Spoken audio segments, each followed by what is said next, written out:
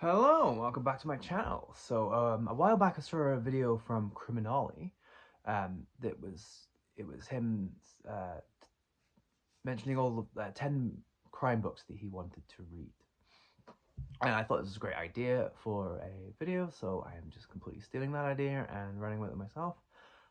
So here I will list, or I will talk about the 10 crime novels that I want to read, based from my library. So it's not a complete list. I have probably at least a list of 100 crime writers that I want to read. But these are all just from the library books I already own, and I've never read anything from any of the books from these authors before, so they're all completely new to me. Um, so here it is. First up, we've got Gary Phillips' Valiant Springs, his debut novel. Heard great things. Walter Mosley's a fan, so I'm a huge fan of Walter Mosley. So anything that he recommends, I always try to read. It's set in the aftermath of the LA riots, and I think it goes into some of the tensions there that um, we're still quite strong. This is published in '94, and this is the first in the Ivan Monk series. So if I really enjoy this, I will continue with the series. Um, and now going back into 1950s. This is from 1953. Gil Burrow, Vengeful Virgin. Actually, I think it's 1958. 1958, sorry. Gil Burrow, Vengeful Virgin.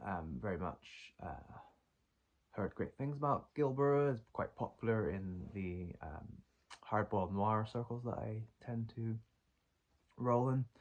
Um, and they're describing it Kane-like story of greed, sex, and murder, culminating in retributive horror worthy of Jim Thompson. So I definitely am a huge fan of James and Cain. Not varied with Jim Thompson, but I certainly know what they're going on about there. So yeah, and it's a classic hard case crime book, so they tend to be pretty good. Another hard case crime from the 50s. This one is from 1953. This is A Touch of Death by Charles Williams. Again, I think Charles Williams was an author that was more discovered after the fact. I think he got more of a following in I believe in like the 80s and 90s. They maybe did in the 50s. But yeah, I have another Charles Williams book somewhere, so definitely need to get in and see if I like it, so I can continue reading them. Then I have this is a 90s book, I believe. Oh, 82. So um, not too familiar. I'm pretty weak on 70s and 80s crime, so I'm trying to build up more. This is definitely a very much beloved author, especially here on BookTube.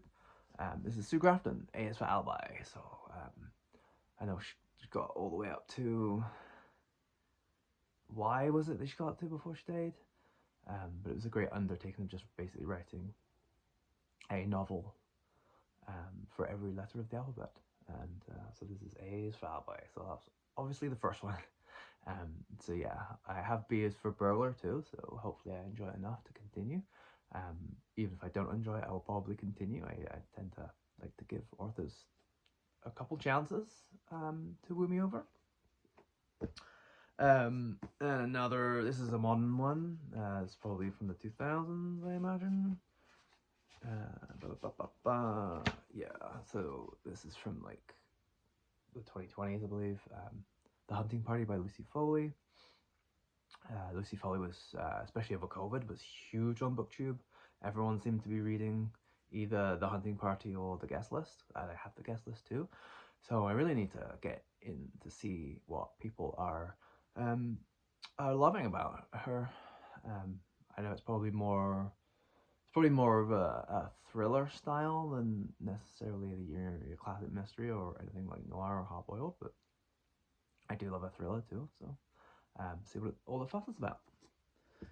Another author that I really should have read by now, because all my friends absolutely love him, and yes, very, very popular in the circles that I'm in. This is S.A. Cosby, and this is Blacktop Wasteland. I do also have Razorblade Tears on the Kindle, so I am hedging my bets with whether I like him, and I'm sure I will. And I got Stanley Ellen, The Eighth Circle, in this great Crime Masterworks edition. Crime Masterworks was, I think it was 100 books. They published 100 books. It's part of Orion Crime Fiction. It's a UK imprint. I believe they printed 100 of the Crime Masterworks best crime books ever made in the, I think they started early 2000s and then finished in the mid 2000s maybe. This is number 35. It's he was a New York writer. I believe this is set in New York. This is from the 50s again. It's really in my wheelhouse. Yeah, this is 1958. So like 1920s to 1950s is really my, especially American crime writing. 1920s to 1950s is really my jam. Most definitely my most read era and strongest points. So I think this is a nice combination of hard-boiled tropes and noir tropes. So it has a private eye who is more in it for himself, but then he gets embroiled in some police corruption, and then I think there's some longing for somebody else's wife. So it has a bit of the hard-boiled tropes and some of the film noir tropes. The noir tropes that kind of a nice bridge. So I think, yeah, that'll be very good. Never been let down by Crime Masterworks. They got Shabby Street from Ori Head, again, another one from the 50s. This is 1954. Has probably more of a cult following, but very popular in the circles I run. Not so much of like the House on Nail, like I said, more of a cult following, and not as many people read him, but very prolific writer. So there's lots to enjoy if I enjoy this one, and this is a great addition from Blackbird Books, which I'm not really familiar with. I know Stark House and I know Hard Case Crime. The Blackbird Classics this is really nicely done. Great cover photo, and then there's on the back.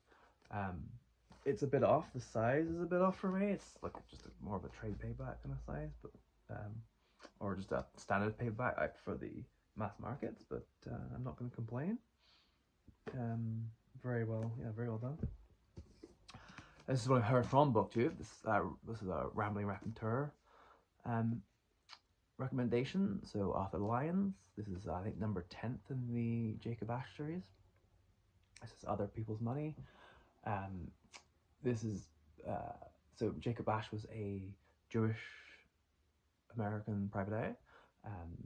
This one was written in 1989. So again, it's in an era that I'm not so familiar with, and just him being a Jewish American, that brings a little different perspective from your standard private eye novel. So yeah, it's just something to really look forward to. See how that interplay really comes through. And then lastly, Canadian, Giles Blunt. I assume it's Giles Blunt, not Gilles Blunt, but he's raised in North Bay. He lived in New York City for a while. Wrote for Law and Order, Street Legal, and Night Heat. So he has a screenplay background as well. He's most famous for the John Cardinal series, which I believe is set in somewhere in Northern Ontario, quite rural, remote. This is just a standalone. It's set in the American Southwest. You can kind of see it's probably like Monument Valley there, going through. But yeah, it's if I enjoy this, then I'll definitely get into the John Cardinal series.